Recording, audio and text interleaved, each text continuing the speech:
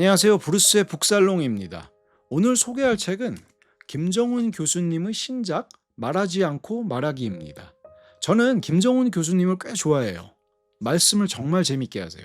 어려운 이야기를 어렵지 않게 교수님 어떤 자신의 경험이나 깊은 심리학 지식, 문화 이야기, 인문학 이야기, 사회 이야기 이런 걸들 막 이제 섞어서 풀어내시는데 이상하게 듣다 보면 계속 따라가게 됩니다. 왜 약간 더 시니어한 그 조승현 작가님 같은 느낌이랄까요? 조승현 작가도 지식 이야기를 굉장히 재밌고 조리 있게 풀어내잖아요. 김정훈 교수님은 거기다 더해서 인생 경험, 뭐 어떤 중장년의 유머, 그리고 약간의 삐딱함도 들어간 느낌입니다. 제가 예전에 김정훈 교수님의 책 가끔은 격하게 외로워야 한다도 제 유튜브에서 한번 소개한 적이 있었어요. 그때는 인생의 복 중에서 홍복과 청복 이야기를 하면서 특히 청복, 그러니까 고독을 즐길 줄 아는 복에 대해서 이야기했었죠. 저는 사실 그 주제도 참 좋았습니다. 외로움을 무조건 피해야 할 결핍 같은 거로 보지 않고 혼자 있는 시간을 자기 삶의 감각을 되찾는 시간으로 보는 관점이 마음에 남았거든요. 이번 그 이 책 말하지 않고 말하기도 그런 김정훈 교수님 특유의 매력이 있습니다. 부제는 저기 마음을 움직이는 소통의 심리학인데요. 이 제목도 참 좋습니다. 말하지 않고 말하기. 우리는 보통 소통이라고 하면 말, 언어 이런 걸 떠올립니다. 말을 잘해야 된다. 논리적으로 말해야 된다. 설득력 있게 말해야 된다. 그런데 이 책은 그 사유를 더 확장시킵니다. 사람은 말로만 소통하는 게 아니다. 눈빛으로 소통하고 몸의 방향으로 소통하고 뭐 침묵으로도 소통하고 상대의 감정에 맞춰주는 방식으로 소통한다. 우리가 말이라고 부르는 거는 그래서 소통의 아주 작은 일부일 뿐이고 진짜 중요한 것은 말 이전에 이미 오가고 있는 것들이다. 그런 주장과 이제 설명들을 하시죠. 근데 먼저 말씀드리면 저는 오늘 영상에서 이 책의 전체 주제를 정면으로 해설할 계획은 없습니다. 굉장히 내용이 많아서요. 이 책의 그래도 큰 줄기는 비고츠키 심리학, 특히 상호주관성이라는 개념과 연결돼 있어요. 상호주관성이라는 거는 아주 간단하게 말하면 나 혼자만의 세계가 아니고 너 혼자만의 세계도 아닌 우리가 함께 보고 함께 의미를 만들어가는 세계라고 할 수 있습니다. 그리고 김정훈 교수님은 이번 책의 핵심 주장을 이렇게 잡으십니다.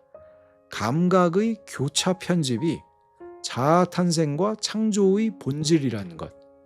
말하자면 인간의 자아와 창조성은 혼자 머릿속에서 뚝 떨어지는 게 아니라 보고, 듣고, 만지고, 느끼는 그런 감각들이 서로 교차하고 또 타인과의 관계 속에서 편집되면서 만들어진다는 이야기입니다.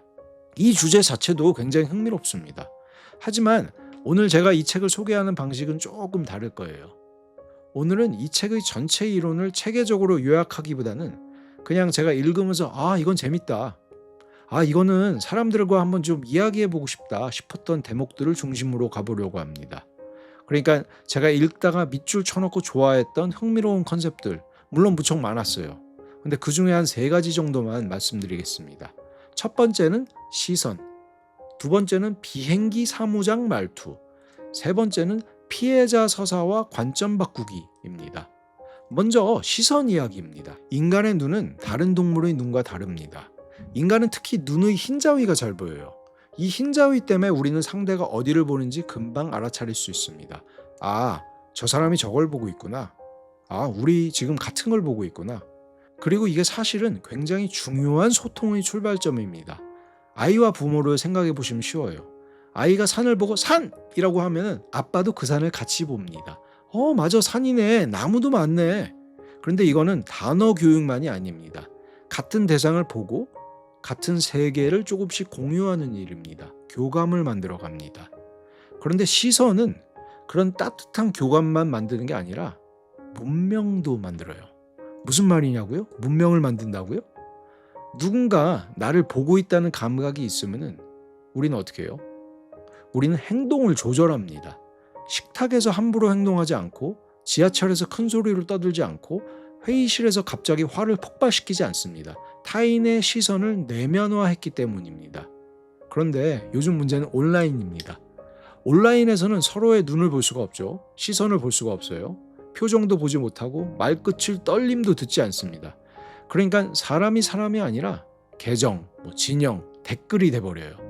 그때 조롱과 비아냥과 적개심이 훨씬 쉬워집니다. 김정훈 교수님께서도 잘 짚으셨지만 저는 이 부분을 읽으면서 요즘 SNS와 유튜브 댓글 문화가 많이 떠올랐어요. 얼굴을 보고는 못할 말을 온라인에서는 너무 쉽게 합니다. 더 무서운 건 그런 온라인에서 시작된 습관이 이제는 오프라인으로도 조금씩 번진다는 점입니다. 시선이 없으면 사람은 자유로워지는 게 아니라 가끔은 너무 쉽게 야만스러워집니다. 오히려 문명이 망가진다고나 할까요? 조금 걱정되면서도 앞으로 세상이 어떤 식으로 진화해 갈지 좀 궁금해지는 포인트였습니다.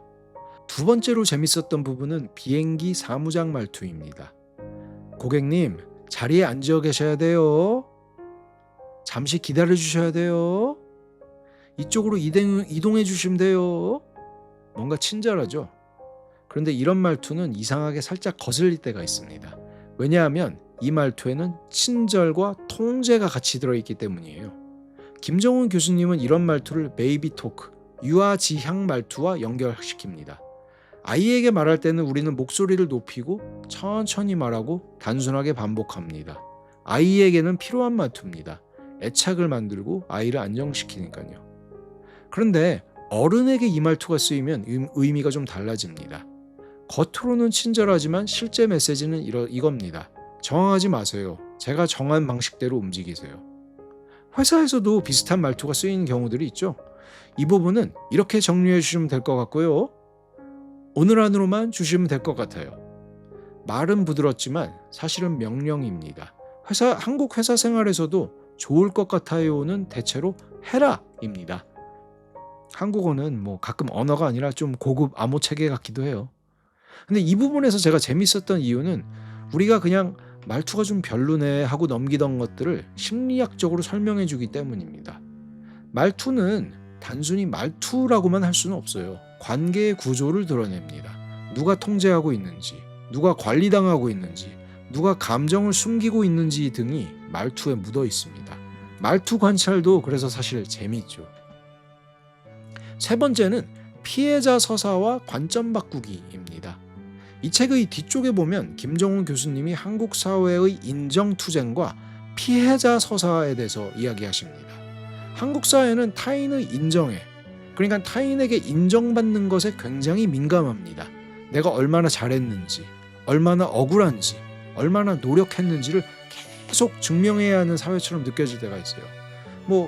거기까지는 그렇다고 하면 그만인데 문제는 인정받지 못했을 때입니다. 이 순간 사람은 자기를 지키기 위해 이야기, 그러니까 서사를 만듭니다. 나는 틀리지 않았다. 나는 최선을 다했다. 그런데 세상이 나를 억울하게 만들었다. 일종의 인지부조화이기도 하죠. 물론 실제 피해자도 있습니다. 피해를 말하는 것도 중요합니다. 하지만 모든 일을 피해자와 가해자, 선과 악의 구도로만 보면 문제가 생깁니다. 내가 피해자가 되기 위해서는 상대가 악마가 돼야 됩니다. 상대가 악마가 되어야 내 분노가 정당해지고 내 도덕적 우월감도 올라가고 유지됩니다. 이런 상황은 또 온라인 공간에 가면 더 강해져요. 서로 얼굴을 보지 않으니까 상대를 사람으로 보기보다는 하나의 아이디어나 진영으로 봅니다. 그러면 복잡한 맥락 같은 건 사라지고 좋은 사람 대 나쁜 놈 이런 구도만 남습니다.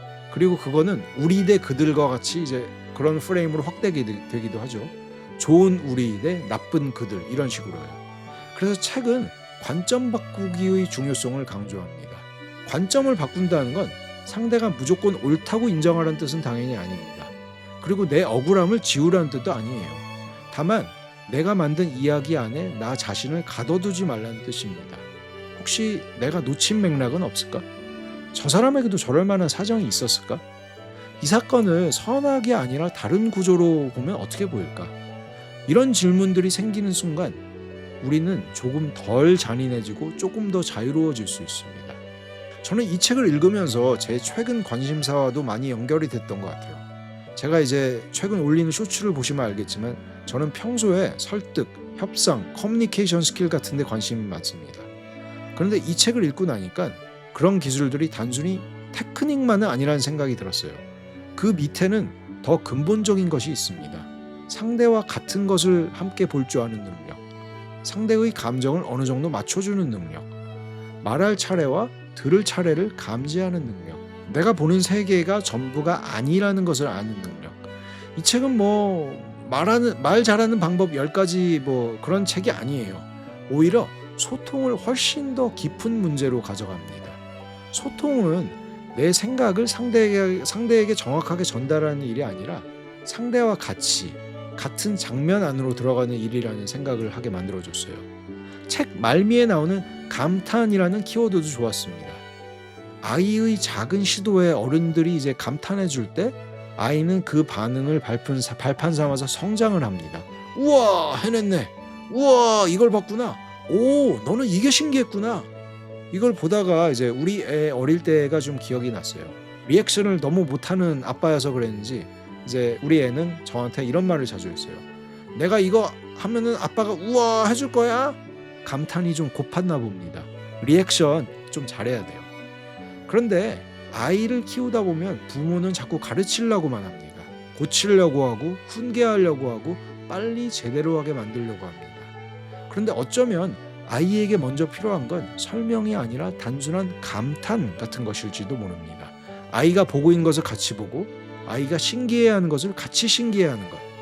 소통은 어떤 거창한 말솜씨가 아니라 그런 데서 시작되는지도 모르겠어요. 말하지 않고 말하기는 커뮤니케이션에 대한 책이지만 단순한 화술책이 아니었습니다. 내 말이 왜 자꾸 오해받는지, 나는 왜 친절하게 말했는데 상대는 불편해하는지, 온라인에서는 왜 사람들이 그렇게 쉽게 잔인해지는지, 아이와 부모는 어떻게 같은 세계를 만들어가는지, 이런 질문에 관심이 있으시다면 꽤 재밌게 읽을 수 있는 책입니다. 말을 잘하는 사람은 많습니다. 그런데 함께 보게 만드는 사람은 드뭅니다. 이 책을 읽고 나면 누군가의 눈빛, 말투, 침묵, 과장된 친절, 댓글의 공격성, 아이의 작은 감탄까지 조금 다르게 보일 겁니다. 말은 입으로만 하는 게 아니었습니다. 우리는 매일 너무 많은 말을 말없이 하고 있다는 것을 기억하세요. 네, 저 오늘 브루스의 북살롱은 이 정도로 마무리하도록 할게요. 영상이 마음에 드셨다면 좋아요와 구독 부탁드리고 저는 다음번에도 흥미로운 책으로 다시 찾아뵙겠습니다. 감사합니다.